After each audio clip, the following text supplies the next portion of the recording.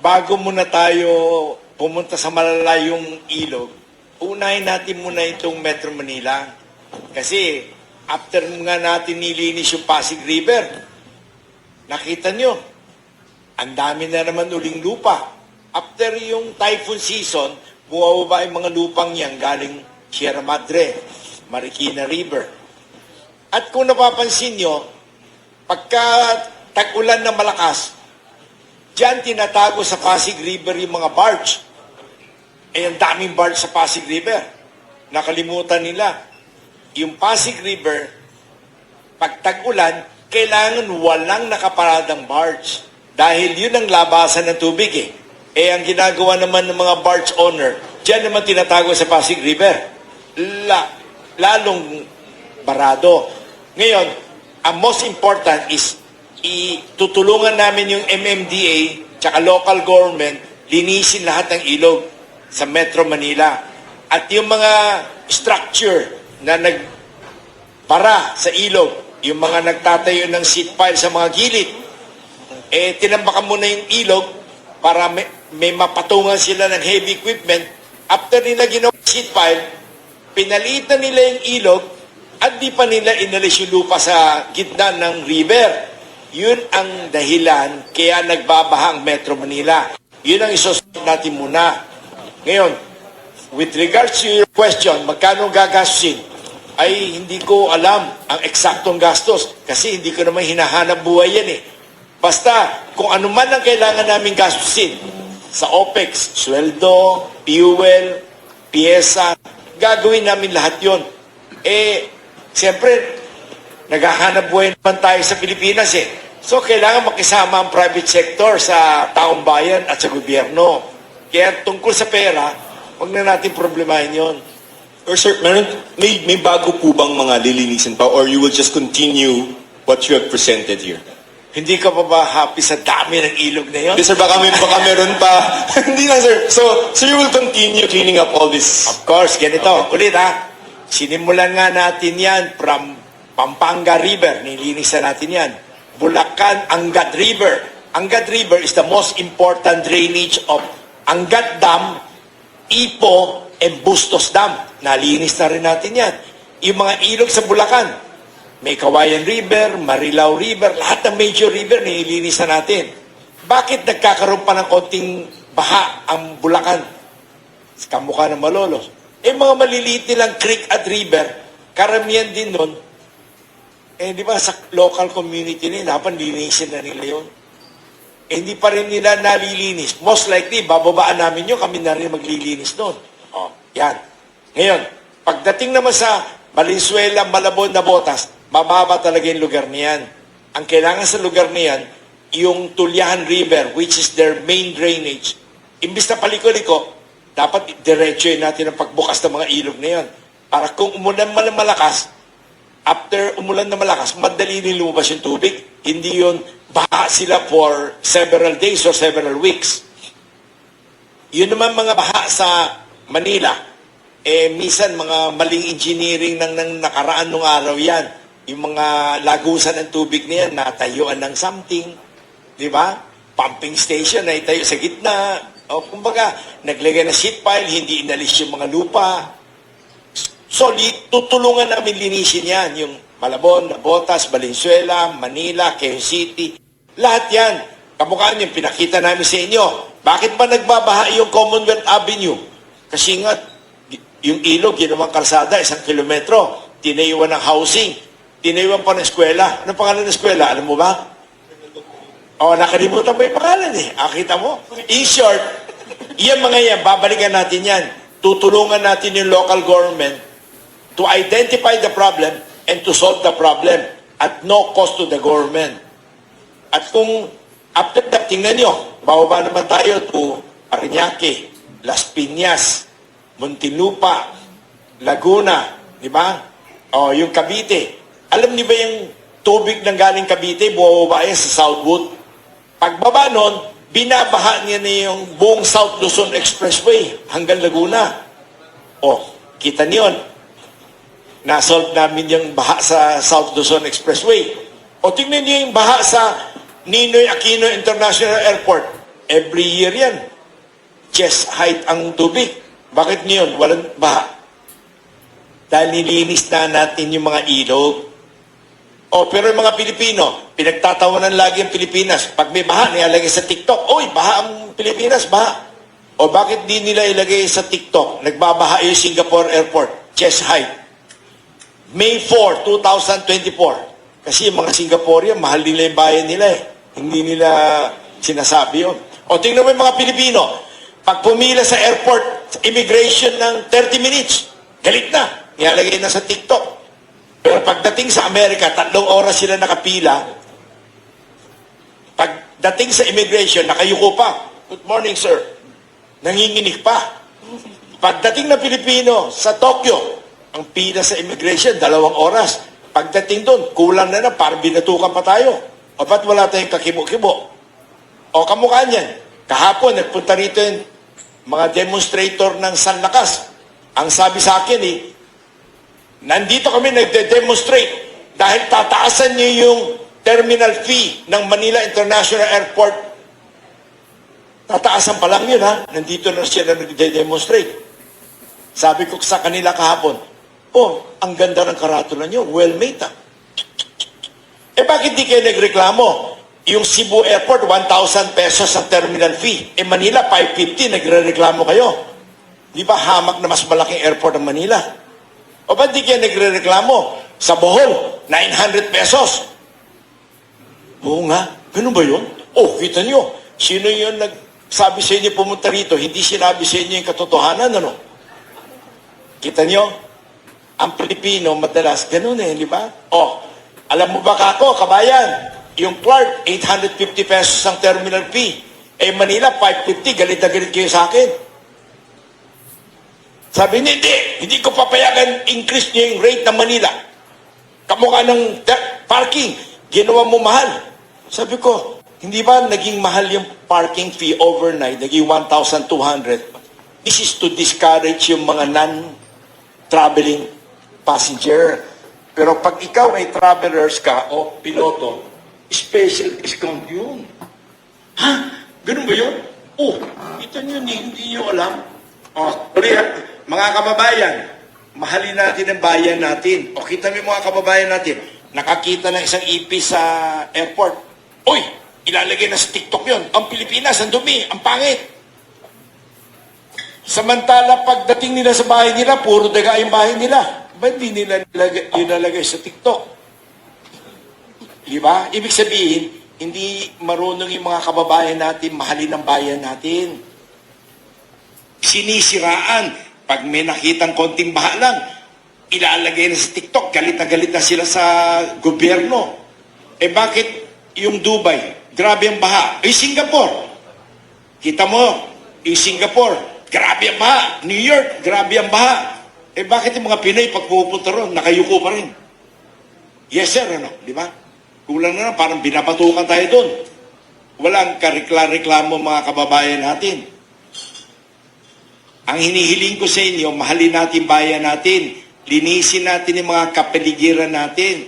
Kung yung mismong harapan ng bahay natin, nakita natin yung drainage, doon natin tinatapon yung basura. Tapos sisisihin yung gobyerno pag nagbabaha. Ba't nyo tinatapon yung basura dyan sa harap? Shortcut daw, shortcut. Sige pare. So yung Holy Spirit National High School po yung nire-refer niya, Tama? Yung sa school. Ano dapat gawin kung ikaw? Sir, nag-report lang ako, sir.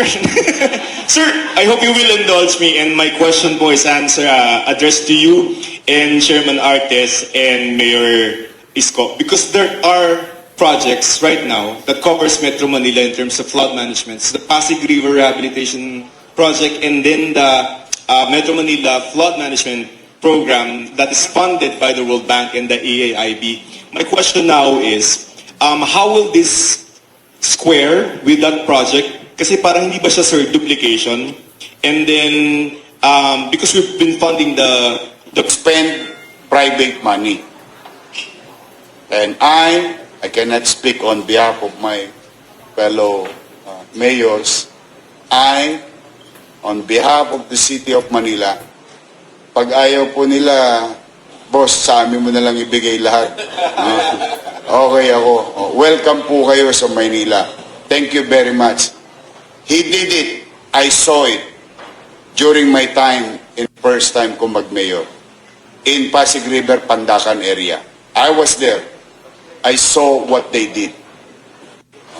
And I know they can do it also. It will help the national government. It will help MMDA. And particularly kami mga taga Maynila matutulungan. So that's why we welcome the project of SMC. Thank you. Thank you for your time.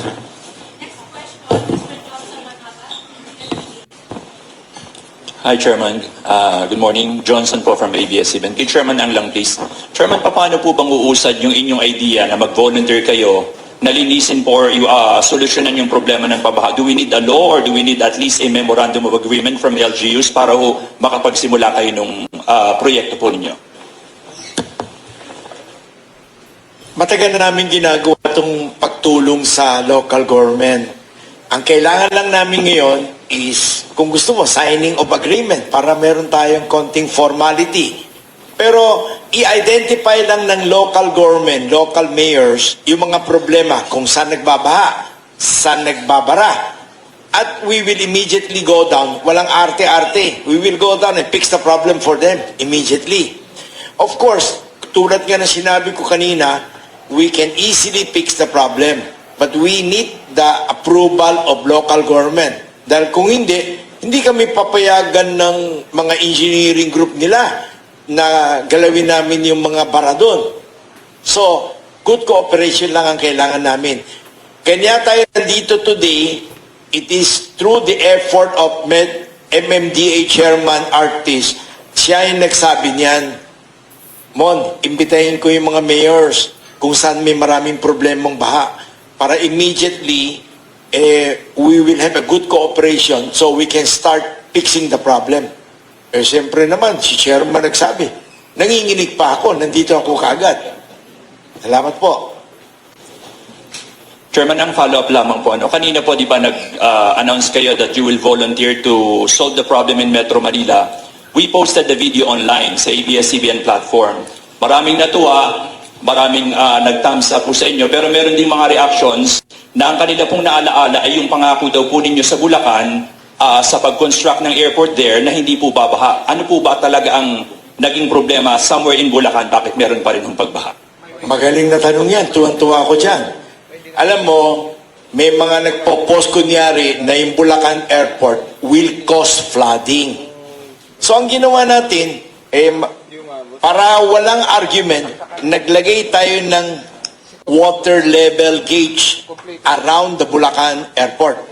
Ang alam niyo, Bulacan Airport is like an island. Dati pong pispan to at dating rice land. Kanya ang swerte nito, that airport project is surrounded by Marilao River and Mekawayan River. Naglagay po tayo ng water level gauge. Hindi ho tumataas ang tubig doon. In fact, bumaba ang tubig. Dahil dinrates natin lahat ng ilog doon up to Manila Bay. Ngayon, may baha sa may San Miguel, Bulacan. Airport ang may kasalanan yan. May baha sa Pampanga, Tulaog Bridge. San Miguel, Bulacan ang problema niyan. Ngayon, nandito yung mapa.